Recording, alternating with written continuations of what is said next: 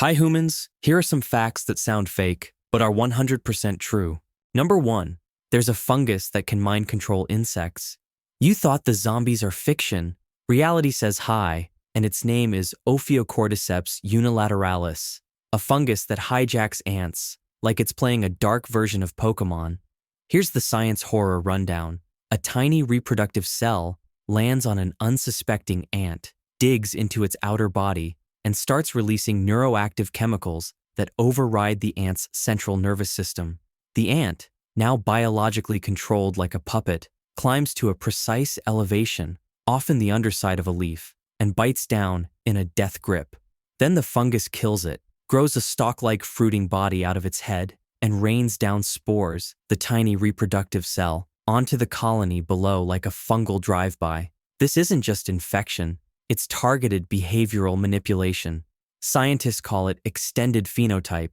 This is when a parasite's genes control another species' body. Translation: mind control. And it gets wilder. There are dozens of Ophiocordyceps species, each fine-tuned to control a specific insect: ants, beetles, cicadas. Think of it as a distorted algorithm for insect domination. So yeah, that mushroom in your backyard? Its cousin is out here running a bug apocalypse, one zombified ant at a time.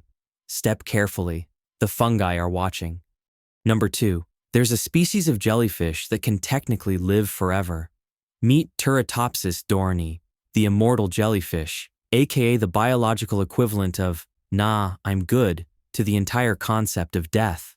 While the rest of us age like expired products and pay rent in back pain, this gelatinous time wizard hits the biological undo button like it's built different.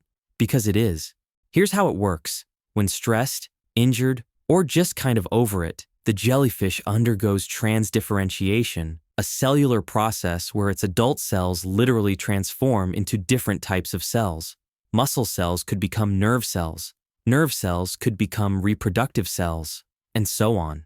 In essence, mature cells erase their identity and take on a different, but new and younger one. And it doesn't just heal, it resets, fully. Back to its polyp stage, the jellyfish version of a toddler in daycare, ready to grow up all over again. This isn't regeneration, this is biological reincarnation, with copy-paste enabled. No other known animal can do this, and although it can technically reset its life cycle indefinitely, Turritopsis dohrnii still faces predators, diseases, and random ocean hazards, meaning technically immortal, but not bulletproof. So, while you're panic buying serums at 2 a.m., there's a tiny sea goblin out there rage-quitting life's final boss and starting fresh, like death was just a loading screen error. Number 3. Sharks predate trees. You think sharks are just spooky fish with anger issues and too many teeth? Think again. Sharks have been ruling Earth's oceans for over 400 million years. That's before trees, before flowers, before your distant ancestor decided to try legs. We're talking Devonian period, the age of fishes. While plants were still flopping around as low-budget moss and figuring out how to grow tall without falling over, sharks had already evolved cartilaginous skeletons, electrosensory organs, and conveyor belt-style teeth. They didn't evolve slowly. They spawned with the cheat codes already active. Trees? They finally joined the party 50 million years later, during the Carboniferous, late, leafy, and basically shark scenery. Translation: nature made apex predators before it invented flowers.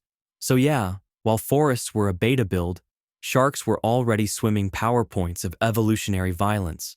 They've survived 5 mass extinctions, ice ages, asteroid impacts, and whatever weird lava soup Earth was cooking up, all without ever needing bones. So next time you walk past a forest, remember, that pine tree is newer than the sea blender with teeth.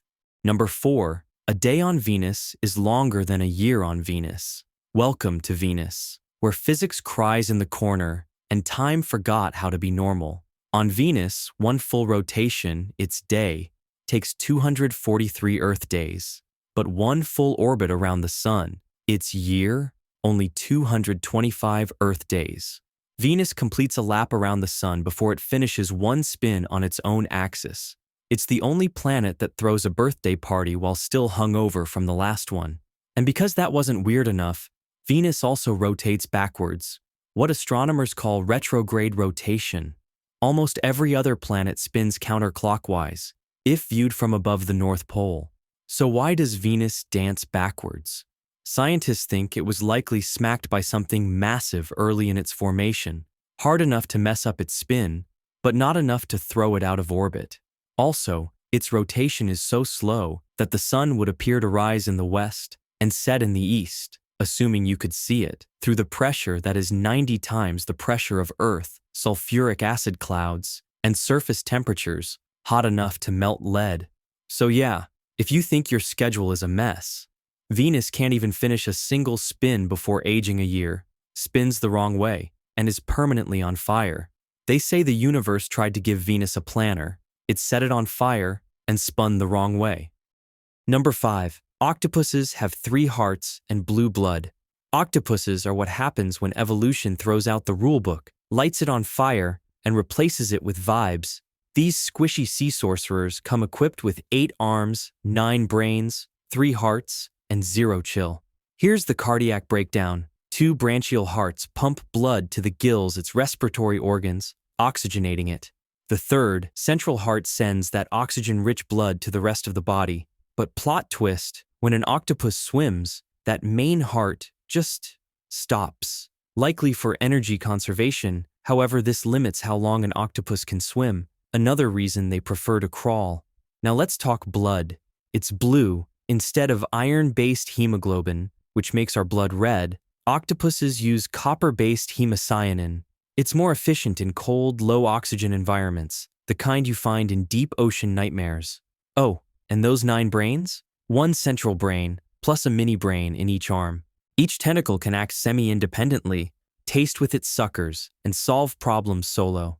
Basically, they're distributed computers with suction cups. So while you're showing off your red blood and single heart like a basic land mammal, octopuses are out here running blue-blooded multitasking chaos with built-in camouflage and a vanishing act for every situation. Respect the squish. It's smarter than it looks, and it already planned its escape. Number 6. There are more stars in the universe than grains of sand on Earth.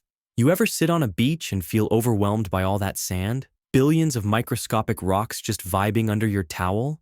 Because the universe looked at Earth and said, "Hold my dark matter." Best estimate? Earth grains of sand are about 7.5 quintillion or 7.5 billion of a billion grains of sand. Now enter the observable universe, which contains an estimated 1 septillion stars. That's 1 billion of a billion stars. And that's just the part of the cosmos we can detect. The rest? Still flexing beyond the cosmic horizon, out of sight, out of reach, probably mocking your group chat drama. And those stars? Most are part of galaxies, over 2 trillion galaxies to be extra. Many stars have planetary systems, which means potentially trillions of Earth-like worlds out there, orbiting suns we can't even name, hosting life forms who've hopefully evolved past NFTs and awkward Zoom calls. Meanwhile, you're spiraling because you waved back at someone who wasn't waving at you. Perspective? You're a slightly electrified meat clump, spinning on a damp marble, screaming into the cosmic void.